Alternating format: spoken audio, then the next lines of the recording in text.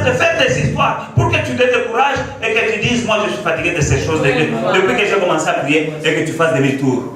Bien-aimé dans le Seigneur, quelles que soient les attaques du diable, continue à foncer. Et plus grand sera ton problème, plus grand sera ton témoignage.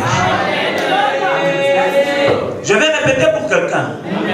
Plus grand est ton problème, plus grand sera ton témoignage.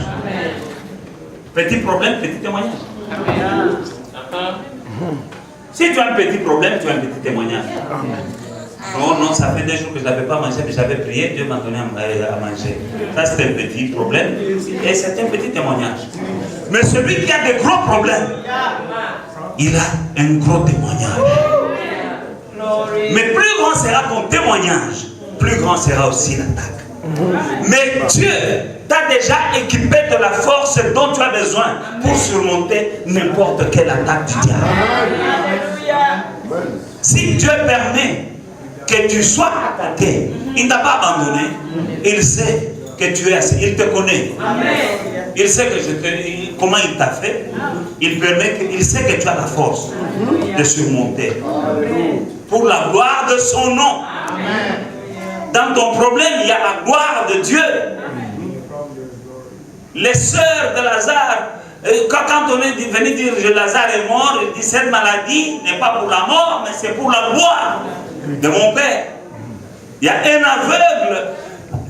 Et les disciples de Jésus disent, mais cet aveugle-là, c'est son père qui a péché, ou bien c'est sa mère, ou bien c'est lui-même.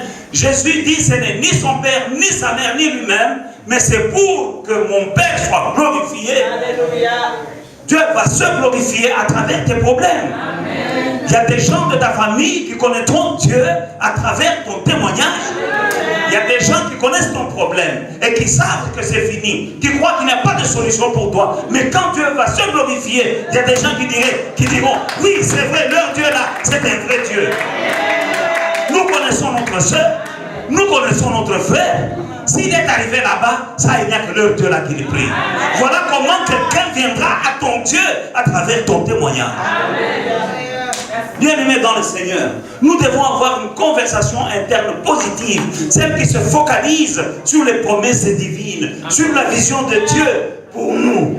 Nous devons, et la conversation interne négative, c'est une conversation interne qui se focalise sur la situation telle qu'elle se présente maintenant. Telles que les choses sont maintenant, ce n'est pas qu'elles seront toujours comme ça. Amen. Ça va changer. Amen. Dis à ton voisin ou à ton voisin, ça va changer. Avec Dieu, ça doit changer. La conversation interne négative, c'est quand quelqu'un regarde la situation, elle est négative, elle est désastreuse, et il se concentre seulement sur la situation telle qu'elle est. La réalité que tu vois, elle est négative, mais ce n'est pas la vérité. La vérité, elle se trouve dans ce livre ici. Tu peux être dans une situation réelle que tu vois, mais cette réalité-là, ce n'est pas la vérité. Il y a une différence entre la réalité et la vérité. La vérité, elle est ici. Aussi longtemps que ma situation n'est pas ce que la Bible dit de moi, ce n'est pas la vérité. Ce n'est pas la vérité. La vérité dit que je suis la tête et non pas la queue. Malgré toute situation que je vais traverser, la vérité est là. Je suis riche, je ne suis pas pauvre. Mais parfois les apparences me montrent la pauvreté. Je vais refuser la pauvreté jusqu'à ce qu'elle va disparaître de ma vie. Parce que ça peut être la réalité, mais ce n'est pas ça la vérité. Alors quand la conversation interne négative, c'est par exemple quand quelqu'un est malade, maintenant il ne pense qu'aux gens qui sont déjà morts de cette même maladie. Il ne pense qu'à ça. En lui-même, il se dit déjà, bon, tonton qui perd ton frère maladie. Maintenant c'est moi aussi. Donc je vais mourir comme lui. Oh non, je connais tel qui était mort de cette maladie ici. Donc, il ne pense qu'à ça. Ça, c'est une conversation interne négative. Dans ma famille, les gens ne se marient pas. S'ils ne se marient pas, la Bible dit que 1000 tombent à ta gauche. Et 10 000 à ta droite. Toi, tu ne seras pas atteint par ces choses. Si dans ta famille, on fait des fausses couches, ça, c'est leur problème. Mais toi et ton Dieu, vous ferez des exploits. Si dans ta famille, les gens n'arrivent pas à la prospérité, ça, c'est leur problème. Mais toi, tu connais quelqu'un qui s'appelle Jéhovah Jireh. Et les choses que l'œil n'a pas vues, des choses que l'oreille n'a pas encore entendues dans ta famille, on va les entendre à partir de là. Parce que ce sont des choses que Dieu a déjà créées d'avance pour ceux qui l'aiment. Bien-aimés dans le Seigneur, il y a un danger à demeurer dans des pensées négatives. Il y a un danger. Parce que la conversation interne, elle tue les rêves quand elle est négative. Aussi longtemps que tu penses de toi négativement, ça va tuer tes rêves. Amen. Ça va tuer le potentiel que Dieu a mis en toi. Amen. Parce qu'il y a un potentiel. Il y a un potentiel que Dieu a mis en toi. Tu pouvais être mort-né, mais Dieu n'a pas permis. Tu pouvais mourir dans cet accident-là, mais Dieu n'a pas permis. Tu étais dans cet hôpital-là. Il y a des gens qui sont morts dans des cas comme tu as connu, mais Dieu n'a pas permis parce qu'il a un programme avec toi. Il a un programme avec toi. Il y a un potentiel que Dieu a déjà mis en toi pour la gloire de son nom sur cette terre. Mais aussi longtemps que toi tu demeures dans les pensées négatives, dans des conversations internes négatives, ça va tuer tes rêves. Parce que je crois que chacun d'entre nous a un rêve. Et si tu n'as pas un rêve, moi je te conseille d'en avoir un. Tu dois avoir un rêve. Vous êtes dans un pays où il y a quelqu'un qui disait I have a dream. I have a dream.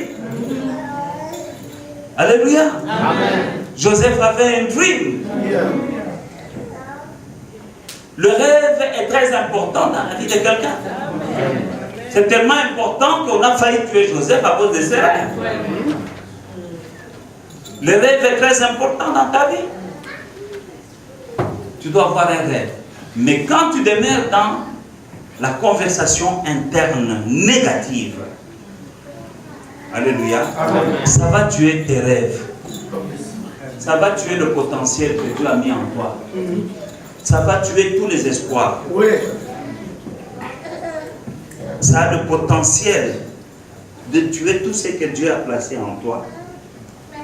Ça tue la foi. Ça tue l'espoir. Mais il y a toujours quelque chose qui meurt. Si tu es quand tu es dans le négatif, il y a toujours quelque chose qui meurt en toi. Que tu le veuilles, que tu ne le veuilles pas. Tu peux avoir un projet. Un beau projet. Mais quand tu commences à réfléchir négativement, elle avait commencé ses affaires, elle avait joué. Elle avait fait jouer. Ce projet-là meurt. Alors que si l'autre a échoué, cela ne veut pas dire que toi tu vas échouer. Amen. Alléluia. Amen. Bien-aimé dans le Seigneur. Mais je vais démontrer par la parole de Dieu toutes ces choses que je suis en train de dire. Parce que ça ne doit pas être des discours creux, ça doit être basé sur la parole de Dieu. Romains chapitre 12, verset 2. Romains chapitre 12. Alléluia. Amen. Est-ce qu'il y a quelqu'un qui est en train de recevoir quelque chose cet après-midi? Romains chapitre 12 et le verset 2, la Bible dit: ne vous conformez pas au siècle présent, mais soyez transformés par le renouvellement de l'intelligence. Renouvellement de l'intelligence, des mécanismes. Renouvellement des mécanismes. Mécanicien changé, yo vous allez transformer. Soyez transformés par le renouvellement de l'intelligence. Quand quelqu'un est transformé, transformation est visible, mais les pensées ne sont pas visibles. Mais la Bible dit, vous serez transformés par le renouvellement de l'intelligence. De la manière de penser. Alléluia. Amen. Quand tu as une conversation interne, je vais dire ça en lingala, masolo yakati. Alléluia. Eza masolo yakati. Ozo solo la nakati. Eza masolo yakati. C'est ça la conversation interne. Masolo yakati. Egobomisayo. Si tu as des pensées internes, des conversations internes négatives, ça va affecter ta vie négativement. Si tu as des conversations positives, ça va te pousser plus loin. Et ça, mon inga, masolo akati. Amen. Ne vous conformez pas au siècle présent. C'est-à-dire, ne vous conformez pas à ce que vous voyez maintenant. Alléluia. Amen. Que ça ne vous focalisez pas sur ces choses que vous voyez, mais plutôt soyez transformés par le renouvellement de l'intelligence. Vous serez transformés par vos maçons.